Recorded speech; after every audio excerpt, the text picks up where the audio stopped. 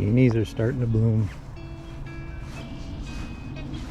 That is the Supertunia Bordeaux, and that is an awesome flower. Hey Ripley, what are you doing?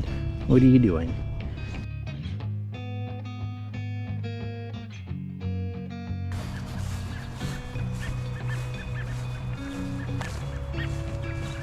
I think I'm gonna bump it out to this shape where you see the dead grass, and we'll see how it goes, but I think that'll be a nice spot for annuals.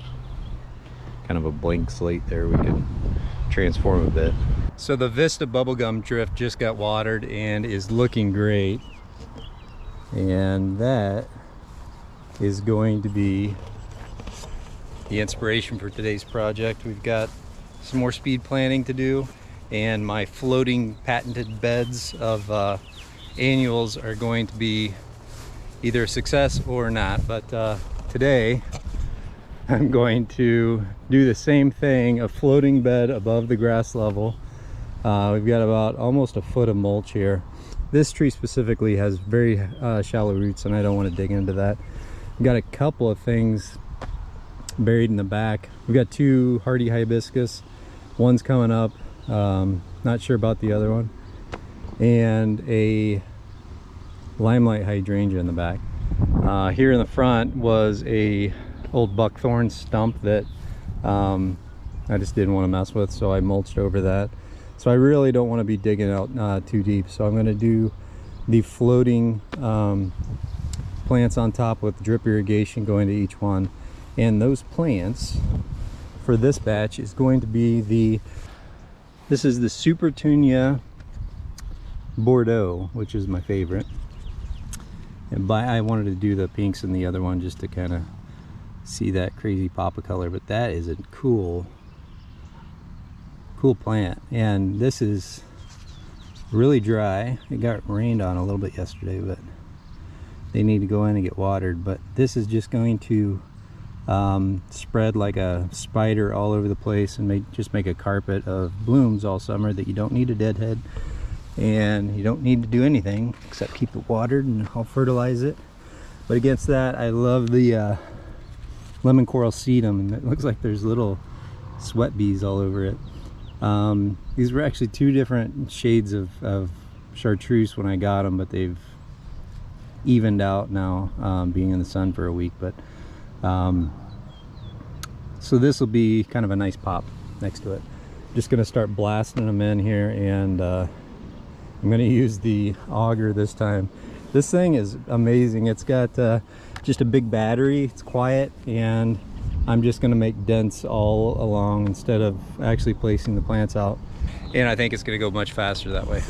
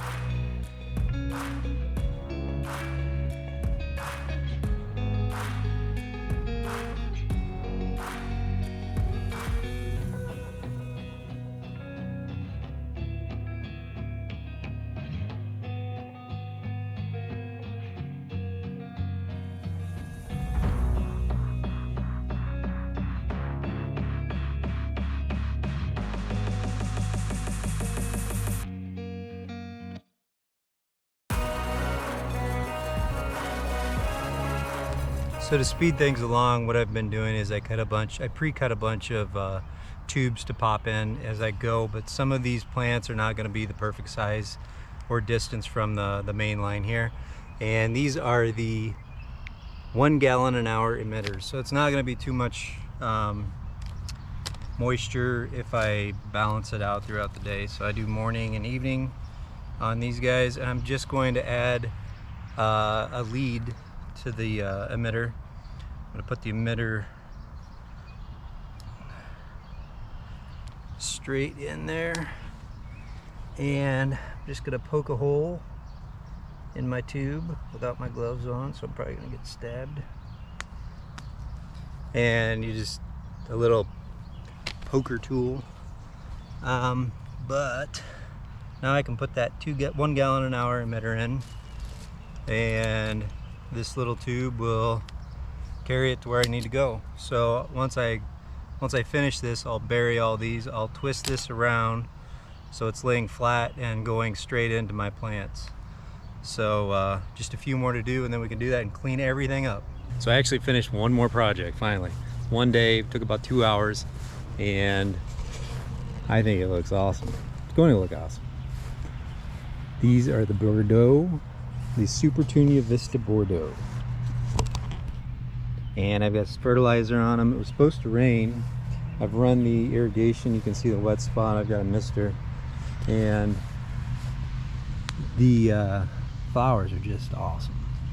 And that's, I think these are quart pots, but really big plants. They're not cheap, but they are going to be miles ahead of the cheap ones that I bought, or they are miles ahead. And when you're talking about an annual, you got a small window for those plants to grow as fast as they can before winter. So very pleased with how that looks. And we've got the bubblegum vista over there, and the same color scheme with the Lemon Coral Sedum and the Bordeaux, which is awesome.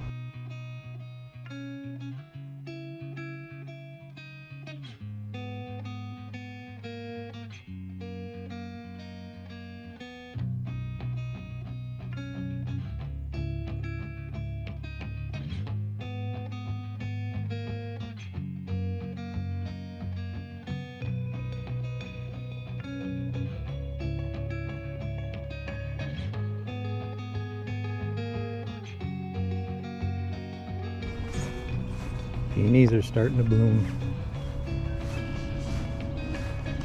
So that is one more finished project. We've got all of the irrigation hidden, and I've got a few spots back here that need a little bit more plants, but that is the Supertunia Bordeaux, and that is an awesome flower. Hey Ripley, what are you doing? What are you doing? So anyway, that is the Supertunia Bordeaux, which is definitely hands down my favorite. And we've got the Coral Sedum, and that's about it. Other than the perennial, we got 2 hibiscus, some kind of Burberry, I always say, and a limelight back there. But we'll get a few more planted in there, and irrigation's going twice a day. So that should do it. We've got a lot more projects in the line, and if we can get them done in one day like I've been doing lately, we're gonna have a completely different garden. And the garden's just starting to wake up, so you can see behind me we've got peonies. There's 56 peonies in here, but that's one of the first ones, and this spirea is just going crazy. It's been blooming for 3 weeks now, and this new iris popped up today. So that is pretty cool.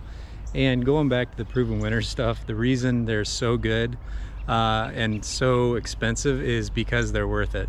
Just planting with them for 1 week, I can tell you why I know they're good. They are so much better than anything I've ever planted as far as annuals go. I haven't planted a lot, but the fact that I was planting out the first garden bed of bubblegum vista, my son, who is 9, asked me if I was showing off for the garden ladies, and I was quick to point out that I do all of this for myself. If other people want to enjoy it, that they're more than welcome to see it. But I was very defensive and the fact that he noticed that you could be showing off by doing stuff like this, just en masse, and it could be a show off, but it's definitely not the point here. But if a child recognizes something as that grandiose and just special and different and something you don't see every day, then that's the look we're going for. And these are the plants that will deliver that really quick. It just makes you want to plant 20 more drifts, and I don't know if I can sell that, but we're definitely going to do more. This is definitely something that's new to our garden scape, but very pleased with it, very pleased with how the whole yard's really turning out. And as you can see behind me, everything's either started blooming or just getting ready to pop. And we'll probably do a garden tour in the next video, just because everything is getting ready to pop. That is really that first wave of June color in the garden. There's so many perennials that we can show that might be early bloomers that don't really show off later in the summer. So we'll get those now, and then we'll get to the hydrangeas a month later. So thanks for watching, and there'll be lots more videos coming. Ooh, there's another one. These are cool. Super dark stems. Just down the line.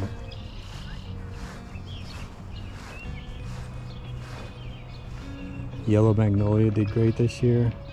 That spirea was my first or second purchase for this whole yard.